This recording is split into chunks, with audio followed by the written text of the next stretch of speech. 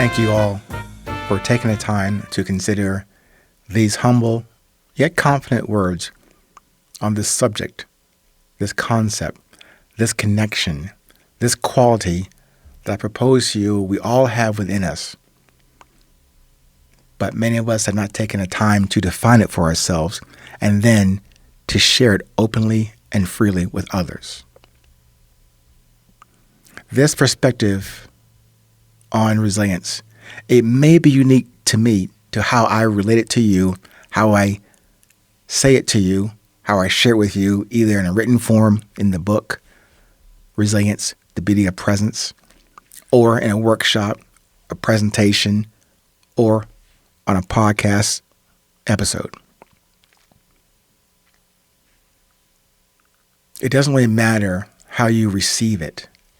I can't prescribe or mandate that. All I know to do is to share what I've been given. I'm asking you to join that venture, that adventure, that journey, and then tapping into this quality called resilience that we all have. And in doing that, my proposal to you, no, it is not a PhD dissertation. It's just a proposal, an idea, a seed for you to digest. Hopefully it grows into something positive and of yes and of love for you on your journey. But my underlying proposition is that in doing that, that will serve to connect us more than whatever can ever distract us or separate us.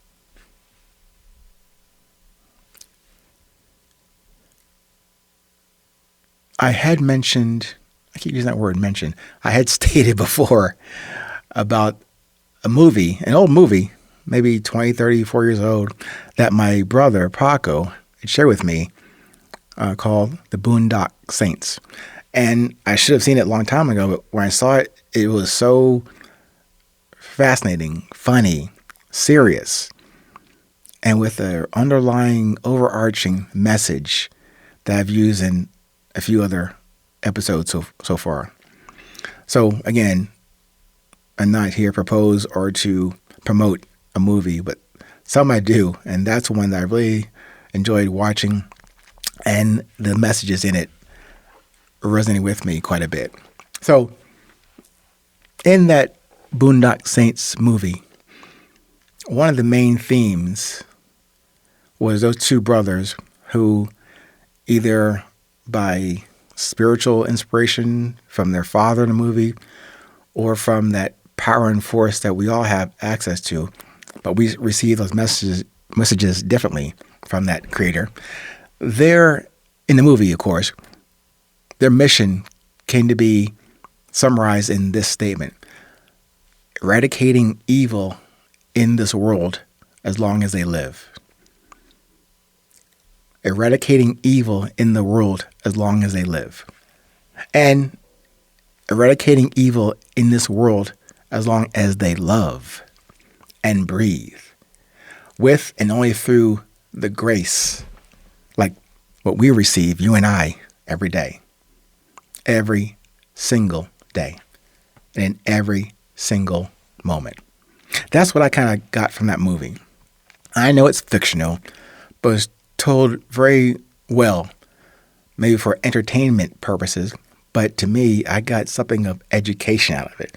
Meaning, again, that educare, Latin word, meaning to draw out from, was already within me, but that movie piqued a piece of me that hadn't been stirred before. So I love that movie, and I just saw it really just a few weeks ago. And I said before, it's definitely like a Pulp Fiction type action movie. Inspiration, funny, and then in many aspects of that movie, shockingly unexpected. So no, although there's a lot of shoot up stuff in that movie, I do not propose or promote guns or violence against guns and violence. Thus, the focus and the commitment to thus resilience that we all have. and that we all have to share. And I say that in the context or in conjunction with my fascination or inspiration from that movie. Resilience to share and resilience to remove the evil of separation and distraction we all have experienced more and more, it seems, each day.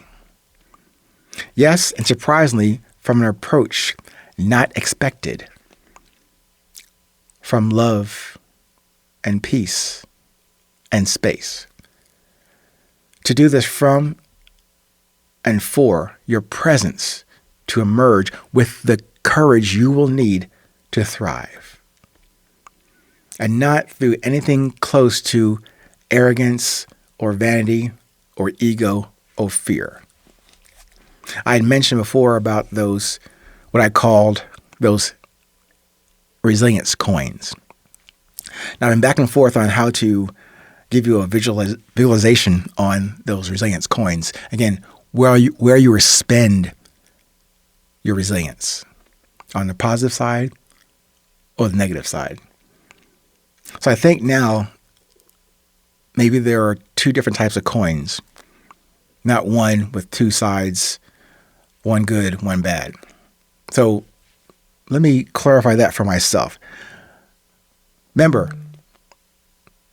in this analogy or in this visual I'm trying to impress upon you, resilience coins are either of courage or vanity.